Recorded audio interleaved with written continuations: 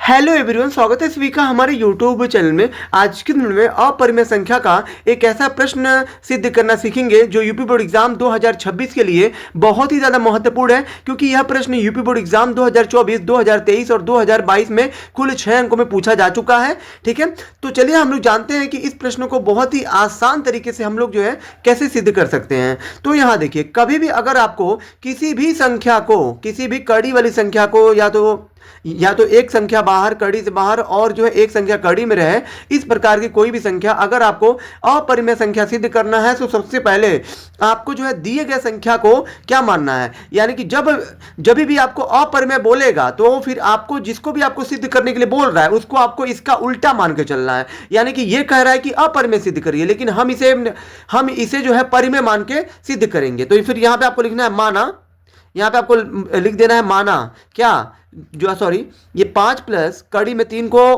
क्या बोला, ये अपरिमेय, लेकिन हम इसे क्या मान लेंगे, माना 5 प्लस कड़ी में 3 एक क्या है, हम इसे मान लेंगे एक परिमेय संख्या। तो यहां पे आपको लिख देना है परिमेय संख्या है। ठीक है, यहां पे आपको लिख देना है परिमेय संख्या है।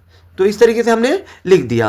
अब देखिए, तब यहां पे क्या होगा, जब यहां पे इसको आपने एक परिमेय संख्या मान लिया तो परिमेय संख्या किसके बराबर होती है, तो ये 5 प्लस कड़ी में 3 को आपने मान लिया परिमेय। परिमेय संख्या हमेशा p बटा q के बराबर होती है, मतलब p बटा q के रूप में होती है। तो इसको आपने परिमेय माना है तो फिर ये जो परिमेय बराबर परिमेय होगा, मतलब p बटा q के रूप का होगा। ठीक है, अब यहां पे आपको लिख देना, जहां p तथा q सह अभाज्य संख्या है। यहां पे आपको लिख देना p तथा q सह अभाज्य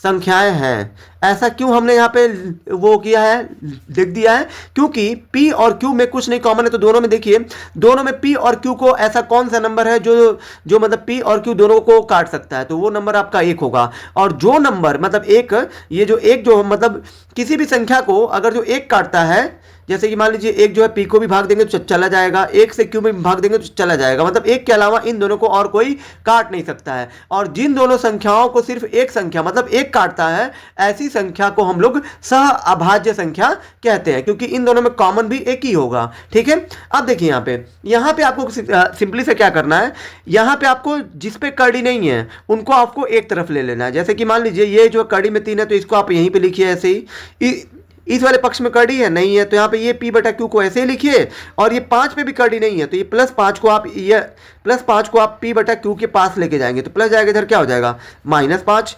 अब यहाँ देखिए, ये कड़ी में 3 बराबर, इसके नीचे कुछ नहीं है तो 1 कर लीजिए, q और 1 का लसा लेंगे तो यहाँ पे q होगा, और q से q में भाग देंगे एक बार में, 1 का गुणा p में करेंगे तो p आएगा, माइनस 1 से q में भाग दीजिए q बार में, और q का गुणा 5 में करिए तो ये आपका 5q हो जाएगा। अब क्या यहाँ पे आप देख सकते हैं कि क्या p में से 5q घट पाएगा, नहीं घटेगा, और इस q से ऊपर में किसी में भाग भी नहीं जाएगा, मतलब यहाँ पे दोनों पक्षों में कुछ हल नहीं होगा। ठीक है, अब चूंकि दोस्तों आप सभी जानते होंगे कि जब भी हम लोग परिमेय संख्या में से अगर हम परिमेय संख्या को घटाएं तो हमें जो परिमेय संख्या ही मिलेगा।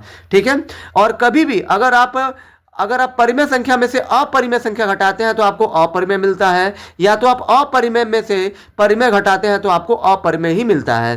तो क्या इस वाले पक्ष में यहाँ पे आपको कहीं पे भी कड़ी दिख रहा है क्या, नहीं दिख रहा होगा, यानी कि p - 5q बटा में q, इस पक्ष में आपको कहीं भी कड़ी नहीं दिख रहा है। और यहाँ पे जिस भी समूह या जिस भी पद में आपको जो है कड़ी ना दिखे, वो पूरा पद या वो पूरा समूह ये आपका परिमेय ही होता है। मतलब ये वाला पूरा ये जो समूह है ना, ये p - 5q बटा में q, ये पूरा समूह आपका परिमेय है। और ये कड़ी में 3, इसका जो कड़ी हम लोग नहीं हटा सकते हैं। तो फिर यहाँ पे आपको लिख देना है, यहाँ आपको लिख देना है कि p - 5q बटा में q एक क्या है, ये वाला पक्ष आपका एक परिमेय संख्या है। क्या है, परिमेय संख्या है।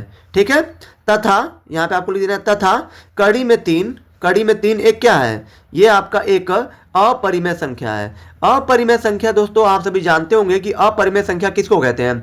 ऐसा संख्या जिसका जिसका वर्गमूल का मान निकाला ना जा सके, मतलब जिसका मान दशमलव में आता है। जैसे कि मान लीजिए अगर मैं कहूं कि क्या 4 एक परिमेय संख्या है, तो हाँ है, क्योंकि 4 का वर्गमूल 2 होता है, 2 एक पूर्णांक है। अगर मैं 3 का ज्ञात करूंगा तो 3 का होता है 1.732, और जिसका भी वर्गमूल दशमलव में आता है, जिसका भी वर्गमूल दशमलव में होता है, वो संख्या एक जो है अपरिमेय संख्या होती है, तथा कड़ी में 3 एक अपरिमेय संख्या है, अपरिमेय संख्या है। ठीक है, क्योंकि इस तथ्य का आपको लिख देना, इस तथ्य का विरोधाभास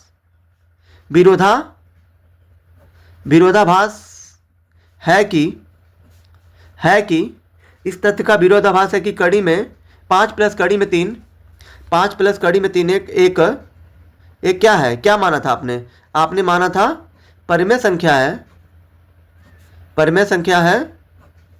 गलत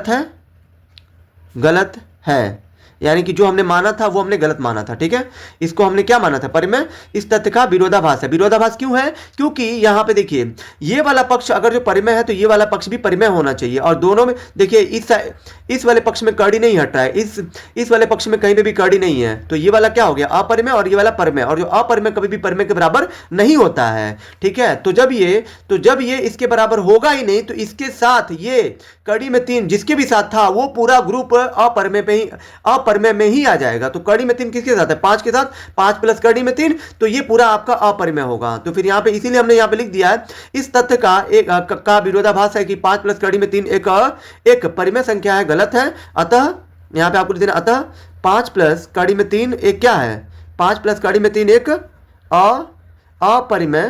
अपरिमेय संख्या है।